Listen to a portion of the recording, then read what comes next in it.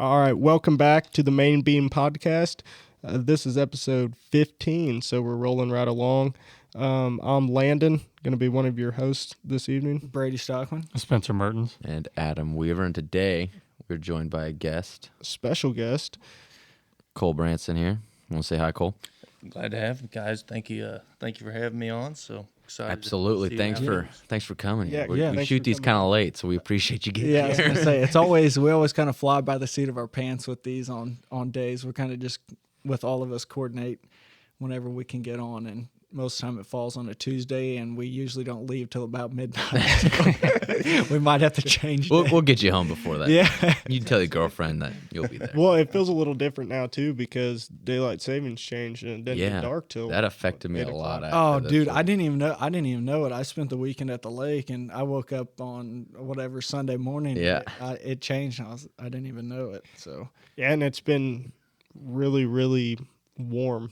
Yeah. Unusually the birds. warm, I don't know how many of you guys have been scouting, but every weekend I've been scouting turkeys, and everybody keeps asking me, like, are you hearing them call? I'm like, dude, I heard them call like February 28th. Like, they are hammering right now. I mean, there's people finding mushrooms already. Yep, mushrooms, especially down south. Yep. yeah, I was gonna say, man, with daylight savings, it comes turkey season, man. It means it's right around the corner, and we're getting close. There's a lot of people finding like morels down south, but everyone up here is finding, we call them red mushrooms. They're called The false morels yeah, or whatever. false red. There's a lot of people that won't eat them, but I grew up eating them. I think it's only like 10% of people have like GI discomfort. So Or something, and or maybe like a cause of death or whatever, and so they had to like throw that in there, but that's probably because they ate 6 pounds of them. natural selection. Yeah. Yeah. I mean, I've never had a problem, but Yeah, No, heck no, they're good. I think they are. absolutely. Cole, have you been out scouting for turkey? I'm sure with your gig, you've yeah. probably been doing a little bit of that. Definitely have. It's nice to see a lot bigger flocks. I don't know. It seems like the Yeah. last few years been Yeah, The drier years. I was gonna say, Yeah. it seems like the last few years have been tough, but it seems like last year we had a good hatch, and honestly, we're seeing a lot of birds on a lot of places this year. So it's looking to be a good turkey season. Speaking of it, I was kind of hoping that we'd have kind of a wet summer just because we've been in a drought for the last 2 years, just hopefully producing bigger deer this year. And Like good food plots would be great. yeah, for one. But from everything that I've heard and read, that it looks like it's going to be, they're predicting a very dry summer. Another again. dry summer. Yeah. Yeah, Yeah. great. Yeah, the jury swear by a lot of the books and stuff that they have, and yeah, from what we understand, I think it's going to be a pretty dry. That's why I was summer, talking so. to Forrest Boyan that films for the juries. Yeah, that's right. And we were just talking about shed hunting and whatever. And I told him, I was like, well, a lot of our deer from, speaking of this past season, come into it. We were, I was really hoping to see some of them just blow through the roof. And it seemed like a lot of our deer didn't really put on a whole lot. And Yeah, I'm not saying any of them went backwards. No, but none I'm of going to them. say 5 inches or less on a Yeah, lot They- of they you them. had just- a lot of 4.5 go to 5.5. Yes. and that's usually when you see a pretty decent jump. yeah, and and we there just wasn't nothing. we just didn't see a whole lot. But a lot of it has to do for different people. And I don't know how accurate it is, but they seem like on a really dry year that a deer will be like 15% less of like its potential just from like, Yeah. not having the nutrients and the stuff on a wet year that, the vegetation That stuff can provide. that it produces. Yeah. But so anyway, while I was saying that, I was telling him, we were talking about the sheds we found this year, which were up to like 42 or 43 so far this year. And Count mine makes like 46. Yeah. yeah. Yeah. Well, Spencer picked up like 3 of them Friday. 3 or 4 of them Friday. So We're getting up yeah, there. as a group, we're sitting right around that, getting close to that 50 mark, man. We may have hit it because I got a few that I don't really count. Yeah. I'd say in turkey season, or by the time turkey season's over, we'll be at 50. We usually pick up a handful in turkey season. Yeah. Yeah. So anyway, I was telling him kind of about the sheds we picked up this year, and I'm like, man, I'm excited next year. I'm like, I hope we get a wet year to hopefully really put some inches on these deer. And he's like, yeah, unfortunately, it looks like it's going to be a really, really dry year. I was like, yeah, It's very sad. Very sad. Oh, like that's unfortunate. So, Sadness all the way around. That never gets old. it seems like it goes back and forth. A dry year really is good for a turkey hatch. Not so good for for deer and EHG and all that good stuff. But then on the flip side, a wet years, typically you'll see bigger deer growth, but the turkey hatch isn't always the best. So Yeah, it goes I back agree. and forth. We needed a good. That's Mother Nature. You can't beat it. So. Yeah. It seemed, and we got. I will do probably a turkey episode here coming up, hopefully. But we got a lot of places to go this year. I think me and Landon drew South Dakota tags, so we're going up in the Black Hills. Got an Iowa tag. Yeah, Kansas Landon got an tag. Iowa tag. We drew Kansas tags, and then here. So it's gonna be a busy month. Yeah, so I got a GoFundMe started. Feel free to. Yeah. Yep, we're gonna have to start selling feet pics. Gonna have to start doing something. So no, it's looks like here the next couple months, man, we're gonna be busy, and usually a busy turkey season rolls right into crop and deer season. So I think it's all gonna come around. It's gonna come before we quick, know but it's it. gonna be a lot of fun. Mhm. So got our fingers crossed. But yeah, so we got our special guest here today, Cole. If you want to tell us a little bit about yourself, kind of what you do for work, and How'd you get into hunting? yeah, how'd you get into hunting? Yeah, so I was blessed, and I grew up in a family that loved to travel and hunt, and so ever since I was a little kid, we were always going somewhere hunting and fishing, and we always went as a family and like a big group, and so that was always really cool. And but yeah, it all went back and started with my grandfather. He started a restaurant, and then it was an Italian restaurant, exotic food, and so they would cook Italian food and then travel and bring back what they caught or killed, and would serve that at the restaurant. And it just over the years it transformed. My uncle started a seafood business back in the 80s, and that led into alligator hunting, and which was the start of the outfit. And so yeah, and then it's just kind of been evolving ever since. Wow. So it was like immediate family, extended family. Like Yeah.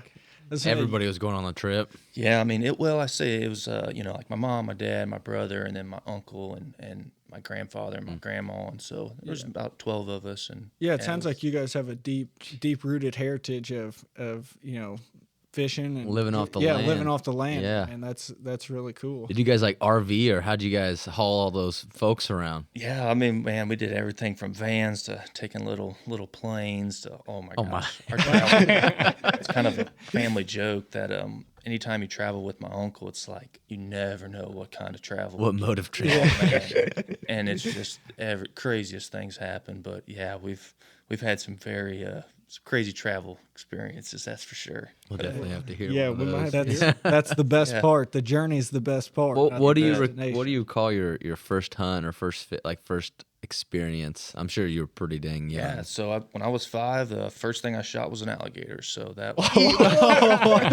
That's crazy. that's how it started, man. Where was that at? South Louisiana. South Louisiana. So yeah, my uncle had started the seafood business. Well, the alligators were kind of coming back, and they were opening up the market, and so the seafood business. I mean, alligator meat in Missouri. Oh my gosh, Right. Oh, that yeah. was that was a huge thing. Well, we had the restaurant, so we were an Italian restaurant, but actually one of the biggest things we sold the most of was alligator meat. Really? So it really started with my uncle. Like they were just harvesting the alligators, were setting all the lines, and of course he had made friends while he was down there. Well, he was in college when this happened, and then my dad got involved with it, and then after doing that for 4 or 5 years, it started. Well, so and so wanted to come down, so another guy wanted to come down. Well, then it turned into more of guiding, and so we every year we go down and we harvest alligators, take people hunting, and bring all the meat back. Now we don't have the restaurant anymore,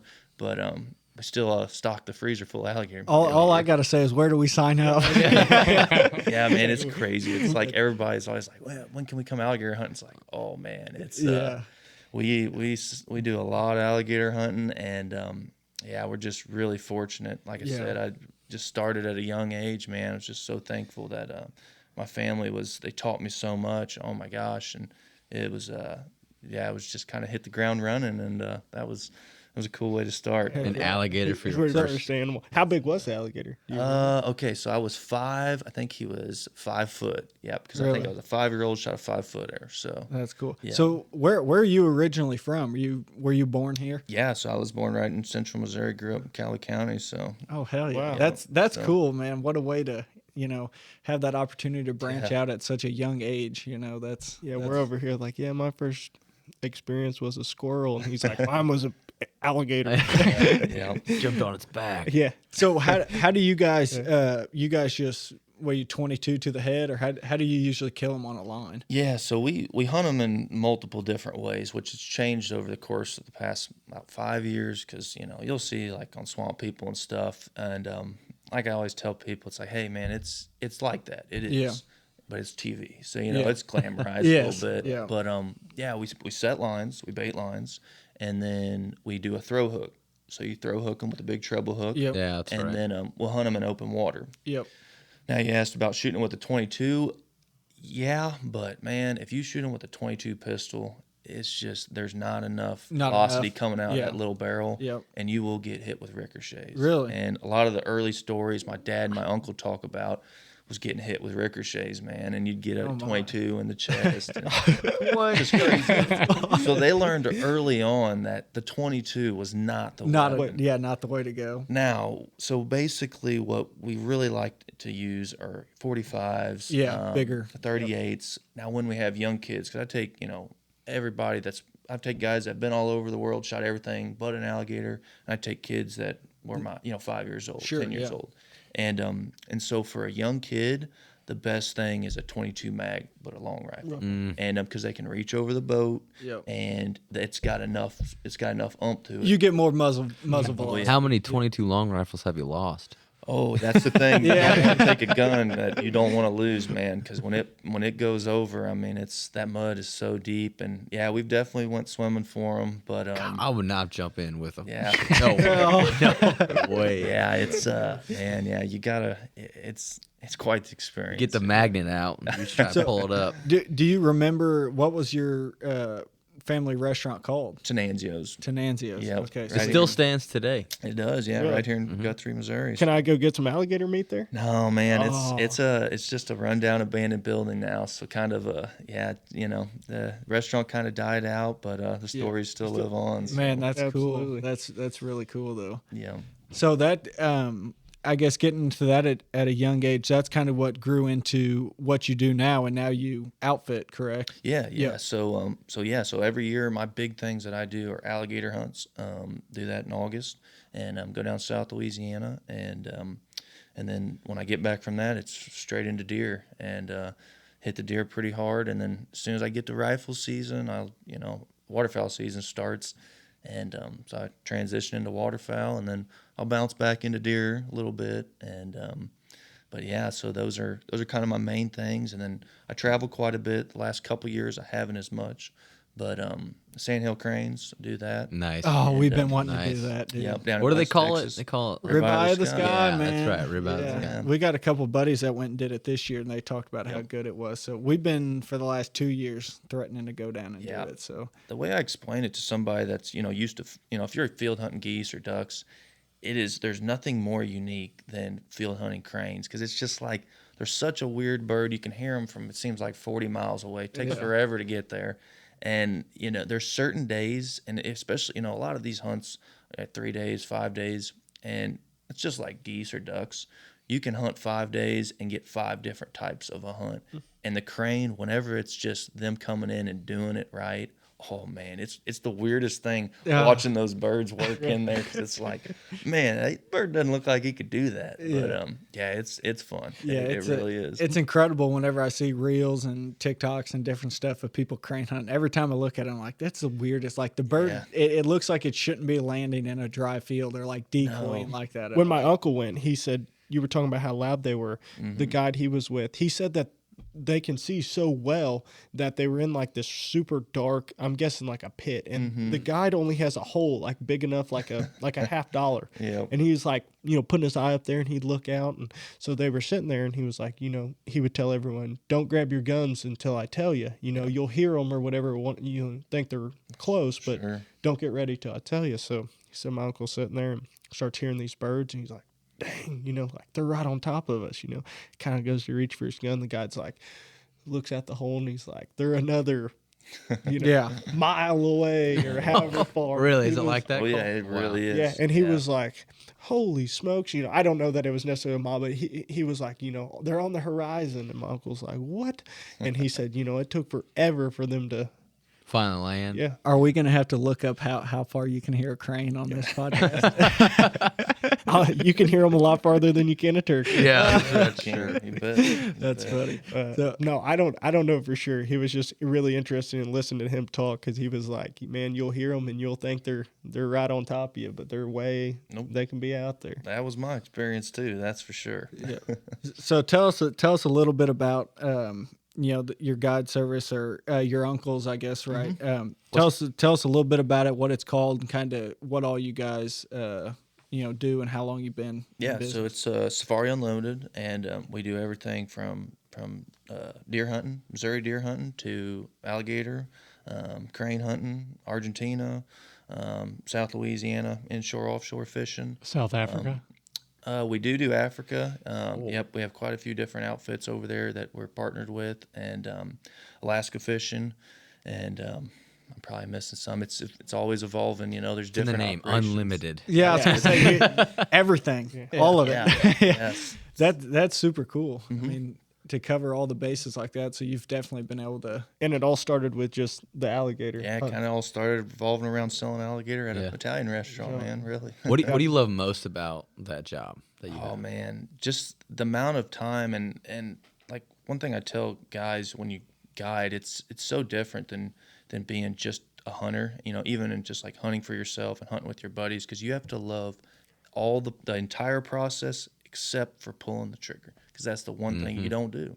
And you do everything else, and day in, day out, and it some guys, it wears them out, it does, and because it's like, man, I want to go hunting, but it's just once you get to that point where you enjoy watching someone else get the enjoyment from the kill, basically, is really when you're doing the right thing, being a guide. And I just love the process, man. Really, it's just the build up and to the hunt, and then even afterwards, the processing. And I love watching somebody kill an animal that they've maybe never killed, or the biggest one they've killed, and just seeing their excitement, Or that they dreamed of forever. Exactly. Yeah. I mean, it's really cool too. Like going, from the alligators, is you're hunting with a guy who's killed every animal that you can imagine, Right.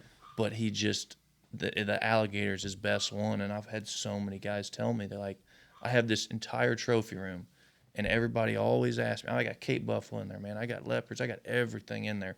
The one thing people always talk about first is the alligator. I can see That full mount I alligator. can see that. that'd be really cool. Yeah, that's really our Uncle Floyd went down. Where did he went with? Somewhere down in Louisiana. Yeah, and what'd they kill, like 12.5 footers? Yeah, his a good his one. trophy one that he got to keep was it like was 12 12.5 feet, and That's a big one. he just did like a head and then a rug out of it. It hadn't come in yet, but it's gonna be pretty dope when it comes in. It was pretty awesome, and listening to him talk about it was really cool. That's something that was on his bucket list, that for whatever reason, that's what he wanted to do, and he finally got to make it happen. And Heck yeah. so let me ask you, I guess, how often do you get to hunt for yourself in a season? Yeah, so that's the other, I'm self-employed. I work for myself. I own my own land management business, and so it all just goes right together with the whole hunting and fishing guide, because when I'm not hunting and fishing, I'm prepping for it. Right. And, and so that's my full-time job, man. And so, I do get to hunt a lot. There's times whenever it's like, it's great because you have the freedom to hunt whenever you want, but you're on your own time. Yeah. And this past year bought a house, was remodeling it, and so it was like I hunted less this last year than I have in the past, probably 8 or 9 years. And but it was just because I had so many things going on, but no, I mean I get to hunt a lot, man. I do. I'm very thankful, and it just but I really like hunting with other people, man. I love taking first timers, and I'm sure the kids are yeah, your favorite. I You love started as a taking kid kids. and being able to share that with another 5-year-old kid. yeah, man. So thankful to have those great mentors when I was a kid. So it's like I gotta pass that on, man. It's Yeah, just, that's awesome. And we try to take youth hunters every year. I mean, we don't have any family anymore that's in the age of youth season. So we find a lot of people, or not a lot of people, but we try to find someone every year to take youth turkey hunting. That's great. Occasionally we'll take someone youth deer hunting, but I always say I feel like turkeys are like the best thing to introduce a kid to the outdoors because it's usually warm out. It's exciting. They're gobbling, everything. But And then you can go from, turkey hunting to morel hunting to crappie fishing. Like you can do all of it the same day if you wanted. yeah, absolutely. And a lot of the kids that we find, obviously, most of them don't have family that's ever hunted because, they're not able to go. So it's just someone that's interested. And it's like, I always call mom or call someone and be like, ask people at your work if they got a kid that wants to go. Because we're ready to go. We want to go. And we always find someone to go. And it turns out most of the time that we take someone, they're like hooked or they're always texting her. So we had a kid one year. I think he stayed all weekend with us. Didn't even go home. We got to go tomorrow. We took him all weekend, and it was great. A lot of. Well, then he ended up going to the lake fishing with us. It was like the whole Max is here. The whole 9 yards. Did you get your farm taken care of? It's out. Actually, it's not out. It's still burning. But Max Mason making a guest appearance. Yeah, His farm was on fire today. On purpose, right? I lit it up last week and it lit up today. Yeah, I've been there. Yeah. Did your tax dollars go to work with the fire department? 3 of them. 3? Oh, 3 fire departments. All right. Well, you got your tax money 3 fire to work for you right there. What'd the fire department say? Nothing. They just There's 3 fire trucks and then I would say 7 or 8 first responders. So- They're like, okay, what's your first name? What's your last But name? I told them, I was like, no, I burned Sunday and I put it out. And they're like, no, it's not a problem. We've been seeing it recently. Oh yeah, I'm sure. yeah. You really got to watch. Do they even get out and do anything, or are they just like, oh yeah, all right? No, they put it Oh, out. they put it out. Well, he said We got there to watch it. How much? How much did it actually burn? About 20 acres of woods. he What said part? What part of the woods? Right, the first field when you come off the gravel or the driveway or whatever, Yep. at the end of it. Where it got out of control last time, or towards the other way? side. The other side we never stepped foot on. Like if you go from like first field's here, second field's here. Yeah. All this woods. So Oh, basically, he said that the neighbor Yeah. was going to burn today, and he called Max to ask him if he burned, if it was okay if he like made the fire line on Max's side or like burned part of the woods. Max said, "Yeah, go ahead. That would be great." Yeah. So anyway, the other neighbors called and's like, "Hey, you got something burning over there? It looks like quite a bit of smoke coming up." And Max was like, "Oh yeah, the other neighbor's burning. He's got it under control." So Max thought, A well. little miscommunication on that. So Max calls the other neighbor and says, since he's not on the podcast, I'll tell the story. He calls the other neighbor and said, "Hey, you got that fire under control?" And the neighbor says, "No, I ain't even burning." Mac's like, "You ain't burning?" "No, it ended up being too windy. I ain't burning at all." And Mac's like, so like this ain't good. Something ain't right. So anyway, he was like, "Well, you mind going to check it out? There's a lot of smoke coming over there." And I guess his woods were like all blazing. Torched. Yeah. Blazing. So Oh, fire boy. department. Oh, those showed up, morels but- might pop up. Well, when I got there, cause the only reason I rushed down there is because they were like, "Oh, it's headed towards, the neighbor's house," and I was like, Yeah. Right. Yeah.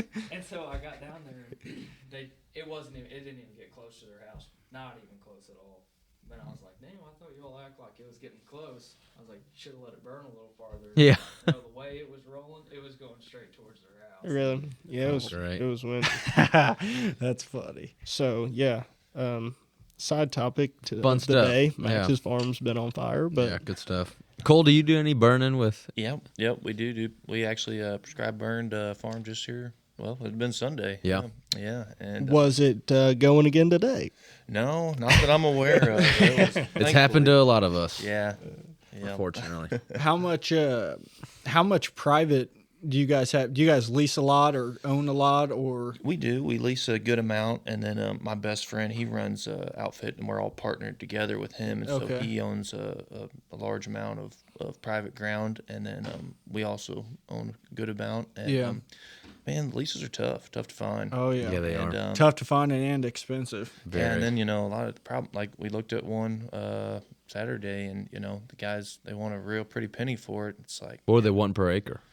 I don't even remember what it was per acre, but it was, I want to say it was up around 12,000 for a little over 380 acres. Yeah, Wow. that's crazy. And, Wow. It's like, man, You know how many hunts you have to sell for that? Yeah, and and then your success is just not worth a darn. No. You pump up your hunts, success is might be good for a year, but Yeah. it's all gonna swing back the other way. And so we try to really control our volume, because man, and especially we have a special land use for the National Forest, Mark Twain National Forest. Yeah. So, You which need is to unique. Get and, into all the locks. You have a key, yeah, so right? yep. I can drive, but I have basically the same as the Cattle Association. So I can't like transport game or hunters. I can drive stands in, drive stands out. That's basically what that means. Nice. But we try to utilize electric bikes as far as for scouting Oh, yeah. stuff. And but yeah, man, it's a great opportunity, and I mean, there's just so much of it. Yeah, I mean, so most of our public land, it's challenging. It definitely is a lot more challenging than the private land. Absolutely, yeah. And I want to say too, I don't want to speak for you, but when it comes to guiding whitetail deer hunts here in mid-Missouri, which is a very popular, us being an opportunity state, bringing in folks. Oh, hold on. Yeah. Unfortunate Yeah. that can kind of suck at times. You don't go and sit with them. You scout. You got cameras. When deer are showing up. You tell them, hey, go sit in this stand. Yep. Yeah. So Well, and there is times. I mean, I have all different types of hunters. I mean, it's like a kid. I'll sit with kids. awesome. Yeah. I mean, I've got everything. From guys, gals. Kids. Older gentlemen or ladies, and so. Crossbow, recurve, compound, everything. And now we only bow hunt Mark Twain. We don't do any gun hunting there, and no turkey hunting either. And it's for about a 4 or 5 week period. And so it's so yeah. As far you were asking, as far as like I do all the scouting, I set all the stands, we do all the camera work, and then we take them to and from the stand, and which is good and bad. Because you got these areas you really, really like, and you want to slip in. Well, I got to walk in, walk out, walk in, right, walk out every time. And, or, it's, you never can, no one can be as sneaky as you can. The person who knows that area. And so which in turn, I have to move a lot. So you're constantly, so our main thing us guides are doing are constantly moving cameras, constantly moving stands. And you get this, it seems like the window is so small every year because you get it set, you get it right. And then it's like, okay, well, I don't want to move this stand and go to this spot. And so I try to always keep some stands stashed back to where I don't have to go pull one out of this spot to move over to that spot. Yeah. And so I really try to utilize the climbers, but man, a lot of guys, don't want to hunt out of a climber, and I get that. Me personally, I love climbers, and we try to be as accommodating as we can, and never fails. You always get that one spot, and you get a hang on stand in there, and it's just right. And first guy gets in it, he's like, I can't sit in the stand, man. It's like, oh, come on. Shit. Yeah. Just sit it out for 3-4 days. Really? It's gonna work. And but yeah, it's so it's you never know what So I got some guys that they want to do it all on their own. Some guys you got to help a little bit more. Mm-hmm. Yeah. Have you had a memorable hunt? It sounds like you'll hunt some with the youth at whitetail. Have you had a good hunt or a good story, or any story, honestly, that you've really enjoyed being strictly a guide? Oh yeah, I mean, heck, the deer we were actually just talking about. So that kid that came. The thing's a last year, hammer, dude. Yeah, it's crazy because I got guys that have been hunting with me every year, and they're hunting a big boy, and and this kid, he's a really nice kid, he came 2 years ago, shot a 145-inch deer. Wow. Came this year, shot 180 plus, and he didn't even know, and he almost shot the typical one. Yeah. Standing next to him, there was a typical main. How old was he? 16 teens? or 16, yeah, 15 the For first the bow, year. right? Yeah, shot Yeah. with the bow, and he had that crazy non-typical standing there, and then the mainframe standing next to him, and he was like, man, there was a really, really big one, and the whole time, like, we're recovering his deer, he's like, man, that other deer was so big. I'm like, well, this one, like, this is a crazy deer. You have no clue. He was like, man, I really wanted to shoot that other one. I'm like, well, hey, you could have, but you really got a good one here. And, oh, man, it was the first sit of his hunt. And she was done the I whole bet week. you were in disbelief. You're like, Oh, yeah, first of man. all, I mean, I knew first that sit. deer. I'd been watching him for so long, and, he was standing in my food plot. So it's, is that the so one deer you're rewarding. like, why couldn't I just been in the stand? Yeah. The year before I'd found that shed and I hunted and hunted. No, sorry, it'd been 2 years ago because I found one side of his shed. Well, then the next year, that other side got busted off right before gun season, and he was a typical deer, perfectly typical. And then I guess he got damaged on that side, and Yeah, it just pedicle damage, what it looked like to me. man, it Yeah. just grew so crazy after that. And I hadn't had like pictures of a deer do that before. How many scoreable points did he have? 23, 24. Wow. Yeah. Yep. So Yeah, that's a big deer. yeah, it was, man, and but he was oh my gosh, he was so happy with He it. forgot about the other deer once he got Yeah, that one, and right? Yeah, and that was the thing. I was like, hey man, don't this deer's the giant, and he wasn't. It was just cool how shook up he was because he had two monsters just right there next to him. But What do you think that other one would have scored? he wouldn't have scored. I mean, he wouldn't have been nothing like that one. But Was it the one in the video that you showed us? I'd say it'd been mid 140s maybe. Yeah. But Yeah. he of course that was velvet, so that was Yeah. a little bit better. Mhm. Velvet, but, Yes, they do. yeah. I haven't experienced where I had to choose which one I wanted to shoot. Yeah. Yeah, yeah. I had a really memorable experience because a good friend of mine. We always double hunt together. Yeah. And especially during rut. And we had 3 of them. Ding, ding, ding, run. And, yeah, we had to choose, and we made a bad choose. So. Oh man, that's yeah, tough. shot the smallest one of the 3 because we missed the first 2. They run right underneath us, so that wasn't a good choose. But It Hey. happens. You know, the Landon's moment, got man, some you're stories like that excited, too. so. So Yeah, don't worry. How many I've been there. how many guys do you take whitetail hunting every year, like across Missouri? So we have a North Camp and a South Camp, Yeah. and so I bounce back and forth. I'm basically used as like an operations manager. I'm kind of Yeah, manage everywhere. the guides. Yeah, so I'll you always have certain guys that come in and they're like, hey man, are you gonna be at camp? I really want you to be at camp, and so I might go up to the North Camp with them, or I might come back down to South Camp. But we're doing about 60 hunters between the two over the course of the entire deer season. So, Yeah, that's- we spread that out from the very first, for September 15th, we hunt all the way to January 15th. But, Yeah. we've done more, we've done less. And, but man, it's just, it's such a balance, just trying to hunt the right weeks, trying to, it's hard because you book the hunts, the year before, and Right. then depending on what the year was, Yeah, like you guys yeah. were talking about with dry and wet years, how your food plots are. Late season might be great, late season might not be great, and so so we try to really manage our deer that we are hunting, and like we talked about, we do hunt the Mark Twain, but that's not our main. We Yeah. use that just in our bow season, and but yeah, it's. Yeah, I mean, A lot of it can be tough too because most of these people book these hunts. I'm assuming a year out, or Yeah, yeah, before the season, and not knowing what the weather's going to be like. I mean, weather can play a big factor in big time. getting on a deer and not. But that's out of your control, Yep. out of our control. That's just kind of Do you have factor that's different places where you have minimums, like inches wise or age wise, or do you have anywhere where you like send people in? You say, okay, you got this deer and this deer to shoot from, or is it just kind of whatever comes in? If you want to shoot it, shoot it. No, so that's So to answer your question, yes, we do. We typically try to always, we want to tell the guy, we give them an honest opinion of what they're after. You come to the national forest, man, you're hunting a deer.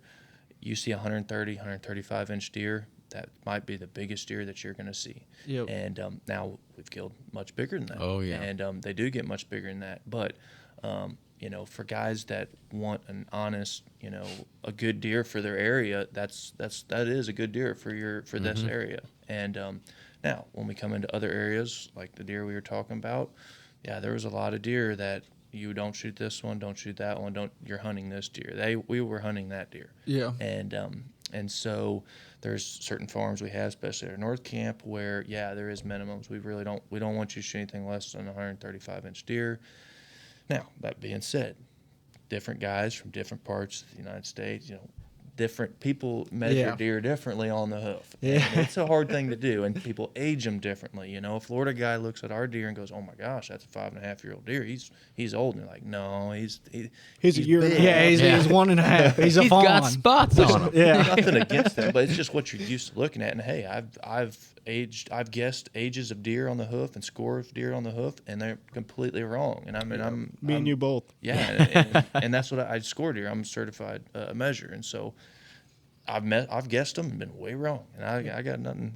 I'll own up to it. But. Yeah, no, it's hard to age some of the deer. It around is, here. man. It really is. Unless you got a lot of history with them from the beginning, Yep. but just take a buck that shows up. It's hard when they start getting that 4, 5, hell, even 3 to.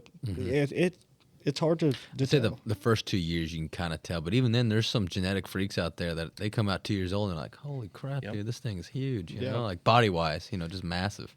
Yeah, I mean, we found that match set to that 10-pointer over there. Just take him, for instance. Last year, if you would have asked me, I would have told you he was, or 2 years ago, I would have told you he was 3. After we found his sheds this year and kind of looked at his body more, I think he's only a 3-year-old this year. Yeah, which would have Would put be him pretty. as a 2-year-old. A lot of people would be like, "Oh, there's no way that deer can be 2," but A good 2. Yeah. I'm pretty sure he was 2, and he didn't hardly grow any this year. It looks like his rack was the same. Yeah, I was gonna say he had to be 3 this year, so I'd like to see what he does in the next 2 years, probably. Yeah, no but kidding. no, that's good to hear that you guys have restrictions on some of that, because I know it can be a big problem. I know guys in Ohio bitch a lot about. Well, they do. Just because they live in Ohio. Well, honestly. I Who mean wants to that, live that there? might be, but no, they complain a lot about the guiding out there and like bringing people in, and they just shoot like 2 and 3-year-olds, and it's kind of ruins a lot of the areas around them. So, What would you say? You said you take like 60 hunters, give or take. How many of those are from Missouri? How many out-of-state hunters do you get? Oh, we do have quite a few Missouri hunters, but a majority are going to be out of state. Out of state. Yeah, I mean, and what I tell guys, it's like, hey, yeah, I know it's, especially, fair chase, it's just, guys that are, out there trying to hunt one, they're just looking for one deer, and it's like, well, here's the deal. It's like, these guys that are coming from out of state, if they're not going to come with an outfitter, they're going to get a lease. And then when they get a lease, instead of bringing them and a few other guys, they're going to bring 10 guys, They're going to come out for a weekend and just shoot everything, or 2 weekends. Yeah. And so, it's good and bad, whenever you do have areas that you have lots of leases, especially whenever you have guys that are, really responsible and are managing their deer herds the right way. That being said, guys that are hunting leases and are looking for those areas, the outfitters can be a good thing for them, because they can kind of help that opportunity for their leases and stuff, because, a lot of these guys, they don't want to go through that whole process of doing a lease. They might get one for a year or 2 and then, have a bad experience. And so, when they do come with an outfitter, it's easier for them. And, but yeah, especially, if you got an outfitter that's, guiding them the right way and really giving them a good, good experience and stuff. And, and that's the other thing. A lot of guys will come and they shoot a deer, and, they're on to the next thing. A lot of our guys are big game hunters, and, they're coming for a Missouri whitetail because they've never killed one. And once they get one, they're on to the next On place. to the next adventure. I could see that. And we get guys that, all different levels. I got guys that, they hunt whitetail all year long. We get guys that have never hunted one. It's their first year hunting them. Do you have a lot of repeat customers too? We do. We do get repeat guys. But we try to not just do repeats, because it's good. But hey, you get the experience, and, you get a really nice deer, the chance of coming back and getting a bigger one and a bigger one and a bigger one. It's like, it can happen. I'm not saying it won't, but, we try to let other guys have the opportunity. And, which I'm thankful, I don't deal with all the booking side of the things, because it's like, I just want to talk the hunting side. Yeah. Deal with that. But Tell us a little bit though about the booking side of stuff. Yep. Because you kind of mentioned it at the beginning of the podcast, before the podcast started. What was that like for you when you did help with that? Yeah, going to trade shows, and so we do a lot through SCI, Safari Club International, and so basically what that looks like on years when I do that, you start in December to March. You know, you're just running the whole time. I mean, every weekend, every week, you're going to a new place. I think the first year I went to like 36 different states and different shows. But I'm not just selling whitetail. You know, I'm selling all these other experiences. And basically for guys that do that, we want them to be, you want to go to all these outfits. And so, like, you know, for my Argentina trip, you know, our South Louisiana, the Alaska, all these trips I can talk about because I've been there, I've worked there, I've done it. And so you do a lot better job selling these trips when you've been there and done it. And so it's a great experience, man. I love it because, you know, you get to go to all these shows, you know, it's a party every night. You're talking to all these people, but man, it's hard whenever you're talking about hunting and you should be hunting. You're like, man, I could be snow goose hunting right now. Yeah, picking up sheds, you know, or getting ready for turkey season, you know. I do a lot of my land management stuff starting about now, and, you know, burning we were talking about, and, you know, and so I've done the shows. I do really enjoy them. You get to see a lot of, you know, clients and get some connections. Yeah, it's a great time. It really is. It wears you out though pretty quick. It does, man. Yeah. Like socially, you know, you're just and you know, and you're just gone all the time, man. And yeah, and that's I don't mean to cut you off. No, That's no, what we went up to the Iowa Deer Classic the last couple of years, Yeah. and you can definitely tell the people that are worn out with it. You know, oh yeah, sure you can. You know, a couple hours into it or an hour or so before their show closes, you know, they kind of pack up and they're ready to go. And it takes a pretty strong-willed person to go to, you know, even 7, 10, or 15 shows a year and stand there and, you know, talk the same thing. And, hey, you know, everyone comes up, they have a picture of a deer they shot or a story of it, you know, just to keep a smile on your face and talk to everybody. I could see it definitely being I feel like I'd really like the guiding side, and I enjoy sharing hunts with people and watching them, you know, harvest an animal, or the excitement or enjoyment that they get out of it. But I know dealing with the public that there's always them people that are just like, there's always a few people that just make it hard, you know? Sure. And so how many people are, what kind of story you got of someone that's just like, you can't please. yeah. I feel like you're about to ask, how many bad clients do you have? I get that question quite a bit, man. We're so thankful. We get very, very rarely do we have a bad client. You know, you're a hunter, you're a guide, but then you're also entertainment. You know, you're people pleasing, you know, and so there's always people that are more needy than others. But the most frustrating thing is when you have the misses, and you do have the wounds, and so we make it so hard for guys to not be prepared, because when you get into camp, the first thing we're doing, we're signing contracts, we're going over, you know, we're giving our rundown, but right after we're done with all of that, we're shooting, and we're shooting until you're comfortable, you know. And guys always want to be like, well, hey, I'm good, man. I shot before I left. It's like, hey, you put your bow in the case, you're getting it back out, you gotta shoot it, and it never fails. Throughout the week, you'll have somebody drop a bow. Well, they might not tell you about it. They may briefly tell you about it, and you just don't have and most of our guys, we're all day hunting. We want them to hunt all day long. It's the least amount, you know, in and out of the woods, and you know, it is a lot of time in the woods. But you know, when you're all day and you're back, you don't have time to shoot at night. You're getting back, you're eating, you know, and so yeah, there's been.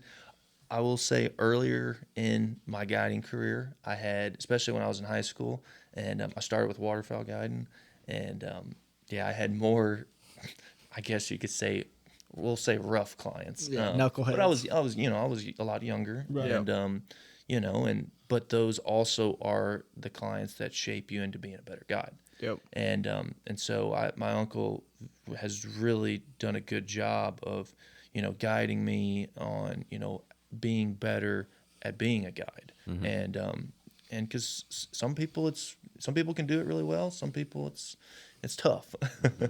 but yeah. So What's your favorite thing to guide?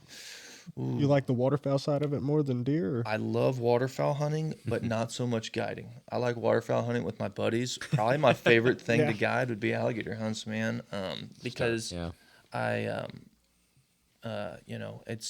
enjoy. I've killed enough alligators. I don't have to kill one. Now, when it comes to waterfowl hunting, it's like, hey, I have a dog, 8-year-old black lab, and it's like I don't want to take time away from hunting with him to guide. And so, like this year, I passed up on a couple different opportunities to leave state and go guide somewhere else. And I was like, nah, I'm gonna stay home. He's 8 years old. I want to hunt this one out with him, and so but yeah, I do like guiding waterfowl hunt. I really do. I love it, but I really like guiding deer hunts too, man. I do, and but probably favorite would be alligator, and then it's deer. But Yeah. Two totally different things to guide, that's for sure. I think deer, just with the story that comes with it, Yeah. is just always. Sounds like we need to get on an alligator hunt. Oh yeah, man, it's a great time. It really is. They taste good too. Oh yeah. Yep. Yeah, we'll have to figure that out. I'm sure the cost of different hunts, drastically varies, but if you could give us like a rundown possibly of like what's that kind of running For alligator? Alligator, whitetail. Yeah, so alligator, all of our hunts are 5 days, 5 nights. But alligator is going to be from about 4,000, 4,500 to 6,500. Okay. And that's going to be 5 days, 5 nights, all inclusive.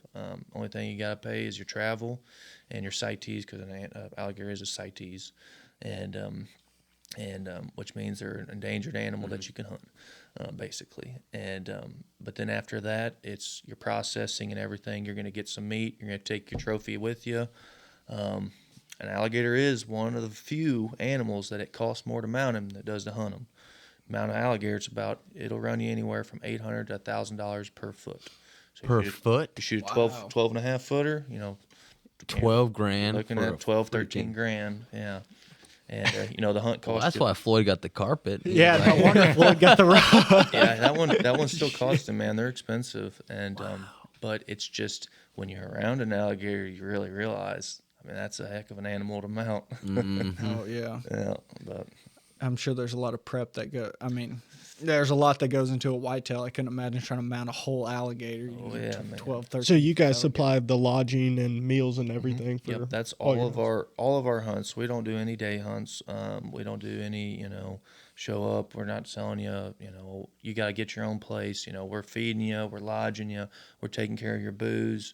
Everything, you got to get your tags. You got to do your transportation. We'll pick you up from Entertainment. Yeah, we're entertaining you, man. I mean, we're not, and that's so much of what these hunts are is your entertainment. You don't have to have the nicest lodge, but you got to have good food, man. Yeah. You got to have good food, warm food, and you got to have, booze for the guys if that's what they want. And now, we're not throwing a giant party every single night. Right. But, it's,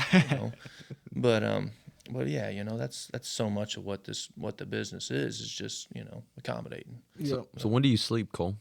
Blink your eyes. That's Yeah. get a good blink, man. That's about it. No, I'm pretty thankful. My whitetail operation, I live 10 minutes away from it, or at least the South Camp. And but at all of our places I go to, we'll always have guide quarters, or we have areas in the lodge where I can stay. But whenever I go somewhere, it's at least a week. Most of the time I'm going for 3 to 4 weeks at a time. Wow. And Yeah, you remind me of one of our friends, Steve Sanders. Oh, sleeps about 1 minute a day. yeah, I don't know how he survives, dude. Dude's crazy. Oh my, he's always on the go, man. He's driving here, driving there. I'll sleep in the truck, pulls over for 30 minutes, goes to sleep. I don't know how them dudes. During work, he's scouting for birds. Yeah. multitasking. That's right. That's right. Yeah, Yeah, Well- I've tried the no sleep thing. rough, man. It worked for a little bit, but not very long. Not very long at all. Not at all. Well, man, we're running up on an hour, so I appreciate you coming on and talking a little bit with us. We'll have to get you back on here sometime. Absolutely, yeah, we We'll- definitely will. Yeah. We'll We talk definitely some will. more stories. Yeah. Yeah, I want to But, hear about those transportation stories. Yeah. I'd love to come back and talk turkeys with you guys. For that. Yeah, No, yeah, we'll- man, I think we'll absolutely. actually plan on that. That'll be. Yeah. You'll probably. Are you gonna be guiding some turkey? You know, Nope, you I don't. don't do turkey hunts. I, That's I right. do a very few amount, and that's just friends. I'll guide for friends, but Yeah. I don't. Man, turkey hunting's too sacred, man. Yeah. Yeah, that's right. Adam got it Like for to me keep that last year. special. Yep. Yeah, that's right. That's right. Put me a little too close. Yeah. Well, we've talked about it on the podcast, but yeah, I was like, well, I think boys we're gonna be because I had scouted these birds for it's been years, but this year I had them pinned to the tree, the branch that they would land on. I was like, look, we're gonna be within 50 yards of these birds, and I remember Brady looked at me like 50 yards, you crazy? And then we get there probably like 4:30. Yeah. I mean, early. it's pitch dark outside. We ended up being more like 15 yards. Yeah, it was like maybe. I mean, they were shitting right next to us. We could hear them. Yeah. just No, dropping. yeah. Yeah. I mean, Yep. don't look up. So yeah, we'll get on some birds this year. Cole might even try to get a hunt together. Or if you got a youth hunter, Yep. we could definitely get on some. I got some public land birds that nobody, as far as I know about. So Yep. And they need to be killed. yeah, dude. If you want to get in close and tight, use Adam's Sky yeah, Service. dude, I got you, They man. get you underneath. Yeah. I know exactly. When they what pitch out of the tree, they'll probably end up flying farther away from you because Yeah. you're underneath them. they'll run back to the decoy. Yeah. Don't worry. Yeah, or land on top of it. No, like I said, Cole, appreciate you making the drive down here and doing it in person. Always audio so much better, and it's always more personable. So Heck yeah. from the whole team, we appreciate you. As always, sponsored by HLRBO. Spencer, what do you like about HLRBO? All the leases. All the leases again. Everything. God damn it. Yeah, guys, thank you so much for having me. It's really nice to meet you guys. Adam, I really appreciate you inviting me on. So You bet, man. look Anytime. forward to doing another one. Maybe talk Yeah, Absolutely. Yeah, man, absolutely. We'll do it. So, as always, wrap your tag around the main beam. We'll see you. Peace.